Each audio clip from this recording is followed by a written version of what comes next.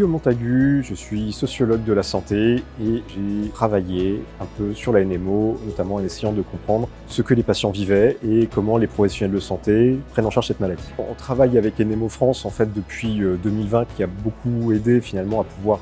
du coup rencontrer les patients et puis simplement aussi partager aussi l'expérience que c'est. Le regard qui a été porté, c'est vraiment d'essayer de comprendre comment les patients ont vécu cette maladie, vraiment des premières présentations, des premiers symptômes, ainsi que l'ensemble de leur parcours de prise en charge, et de manière à essayer de comprendre ce que cette maladie elle fait, non seulement au corps, mais à l'individu en tant que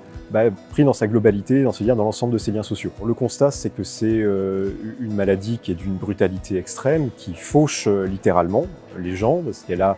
une présentation qui est extrêmement violente, qui entraîne très vite du handicap, qui a évidemment un retentissement corporel qui est évident et qui est aujourd'hui pris en charge, mais qui a aussi des conséquences sociales qui sont très importantes. Ce qu'on a pu constater, c'est aussi c'est une évolution depuis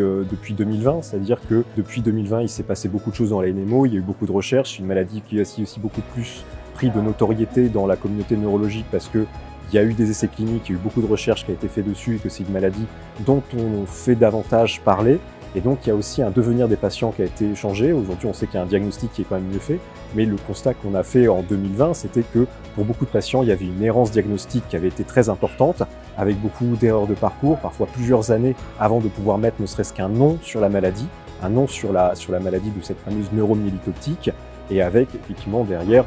un devenir pour des patients qui se sentaient pour beaucoup incompris, évidemment, tant qu'on n'arrive pas à mettre un nom dessus qui est compliqué. Ce qu'on voit aussi, c'est que c'est une maladie qui aussi était peu connue des neurologues de manière générale, parce qu'elle était peu étudiée et qu'il y avait très peu de spécialistes. Et que ces spécialistes, en fait, aujourd'hui, ils avaient monté des filières de soins qui étaient extrêmement locales, qui étaient très